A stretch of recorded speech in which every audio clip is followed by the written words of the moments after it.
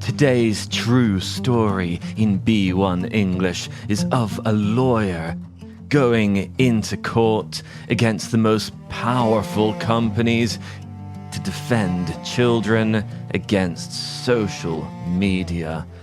This is David versus Goliath. Mark Lanier's daughter came to him with a new case. "Daddy, there's a girl who needs you in California." Mark was a lawyer, and Mark had already beaten some of the biggest companies. He was a 65-year-old man with 12 grandkids. Now, his daughter Rachel, also a lawyer, was building a new case.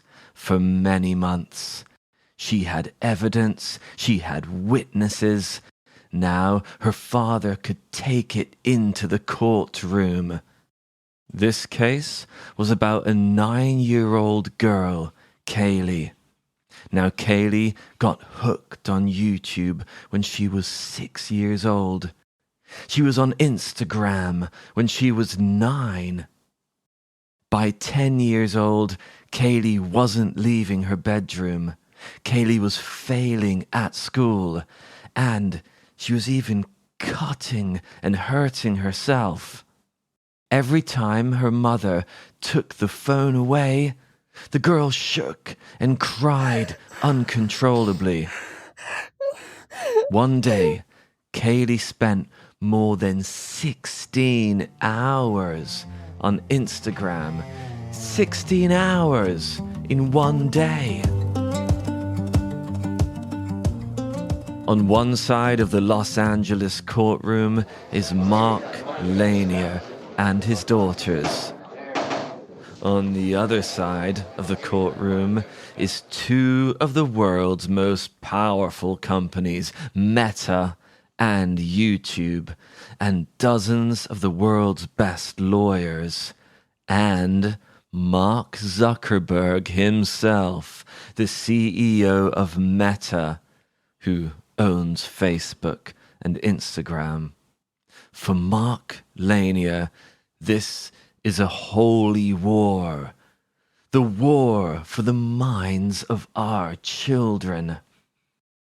In this trial, Mark Zuckerberg walked into the courtroom with his team, and they were all wearing Meta glasses with hidden cameras inside.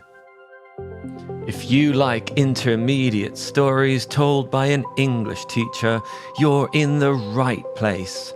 A transcript in 50 languages is free in the link.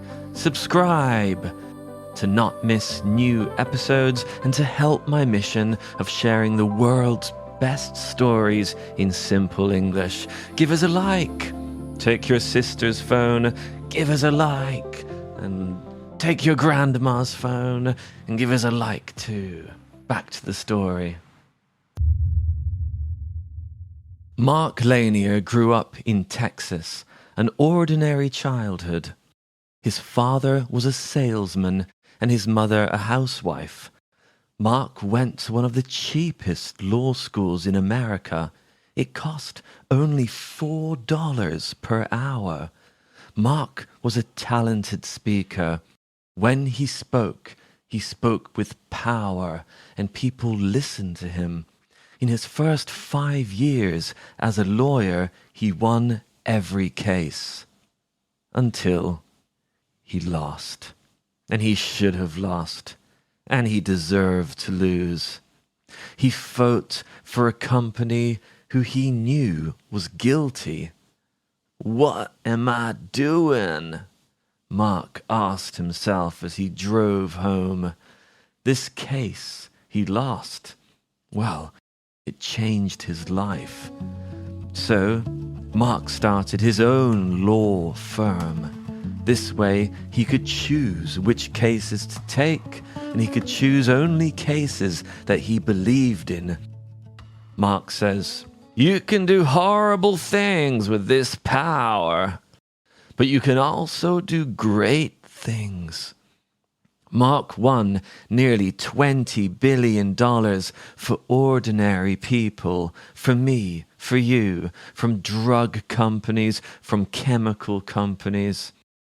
But Meta and YouTube, they were a different beast. They were Goliath, and Mark was David. 4 months until the trial. Mark's main task is to prove with evidence that these apps cause harm not by accident but by design, cause harm on purpose. Mark Lanier, he could ask the court for a huge sum of money, but instead he asks them for nothing. Mark is a religious man. Every Sunday, he teaches the lessons of Jesus at his local church. And Mark is also obsessed with AI. So in the court, there is the jury. The jury is the 12 people, 12 ordinary citizens, like your mum, like your dad. The jury's job is to decide if someone is innocent or guilty. So Mark made AI versions of all 12 of the jury members. So he knew the jury's age, their job, their family situation, and he knew the 3 people each jury member admired the most and admired the least. And Mark made an AI copy of each of the jury's mind. Mark practiced his arguments on the 12 AI versions of the jury every night. He asked them what they thought of this witness, that witness. He asked what might have confused them that day. He slept, he says, on average just 4 hours a night. Sleep's a bonus, he said, but not one that's necessary. The trial. As the trial starts, Meta says, the girl's problems come from her difficult childhood. Her problems don't come from Instagram. Mark says, people of the court, just because someone already has a headache, he said, that doesn't give you the right to hit them with a rock and then say, they already had a headache. Not my fault. Mark and his daughters work day and night collecting millions of pages of evidence, and they found gold. A YouTube message from 2012 said that its goal was not to get more viewers. Oh no, its goal was to make viewers addicted. Another document said, these platforms are attention casinos, and the house always wins. A meta document from 2018 said, to get more teenagers using the platform, we've got to get more children to use it. Then, Mark Lanier showed the jury the safety features on these platforms. So the safety features, so parents can control what their children watch and how long for. But these safety features are very hard to find, and they automatically switch themselves off after 30 days. The next day, Mark Zuckerberg himself walks in, the CEO of Meta, with all his security team and lawyers. Zuckerberg and every one of his team all wearing Meta's new smart glasses. People laugh. But Mark Lanier, he does not laugh. This was supposed to be a secret jury, meaning the jury should be 12 people nobody can identify. And now Mark Zuckerberg and his billion-dollar team walk in with those sneaky new glasses that all have cameras inside them. Take off your glasses, says the judge. One by one, Zuckerberg and his team take off their Meta glasses and swear they didn't already take photographs of the jury. And maybe it was the first time these boys were told no. Mark Zuckerberg takes the stand. It is the first time Mark Zuckerberg, the CEO of Meta, has to answer to a jury in a court. Mark Lanier shows the room how 1/3 of all 11-year-olds in America uses Instagram. But how? Under 13s aren't allowed accounts. Then Mark Lanier shows the room a giant collage, which is many photographs all stuck together. A huge document 15 meters wide, hundreds of photos and selfies, all posted by one girl, Kaylee, with filters changing her face. And Mark asks one of the richest men in the world a simple question. Mr. Zuckerberg, has Meta ever looked at this girl's account and worried about her? Mark Zuckerberg doesn't say anything. A fair question. Has Meta ever worried about this girl? Silence. After 7 weeks, the trial finishes and the jury go into the back room. Time to decide. Is Meta and YouTube guilty of harming children? They wait 1 day, 3 days, 8 days. The jury stays inside that room, talking, deciding.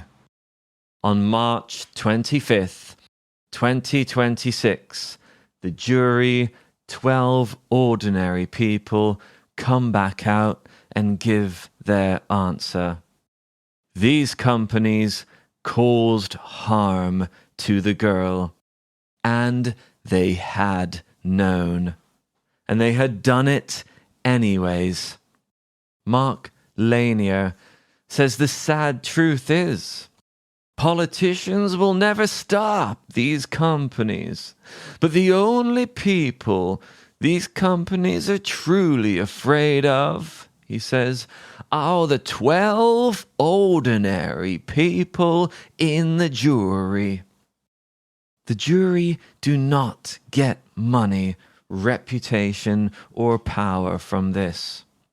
Their only job is to tell the truth with one hand on their heart. And that, my friends, is the power of the rule of law system, when even the richest people and kings must answer to the law.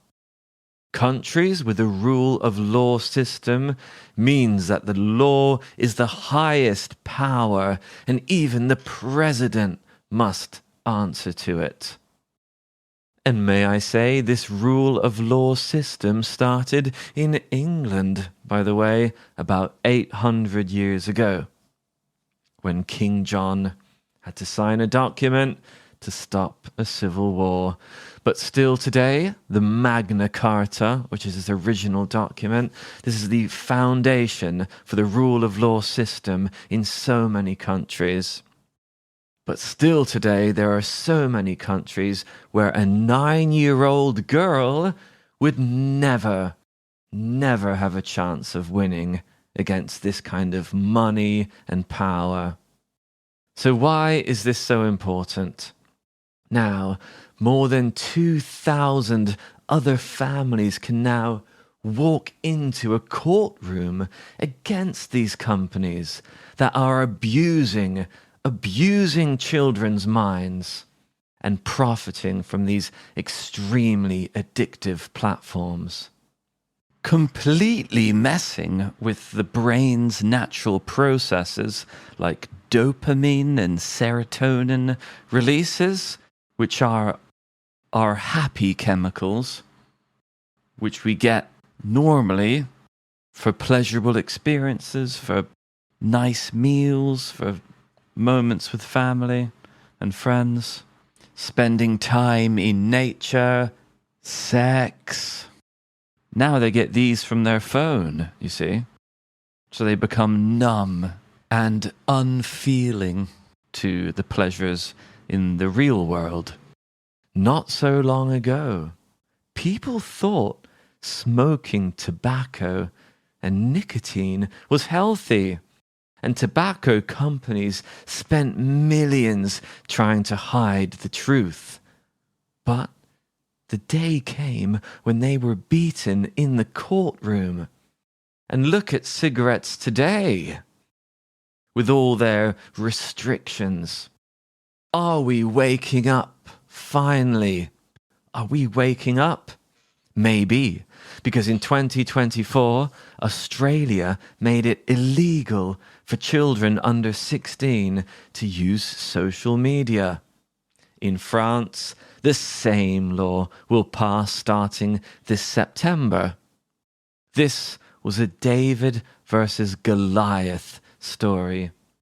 But it's the Davids out there that change the world. Share what you think of this story. I respond to every comment. Have a beautiful day, everyone.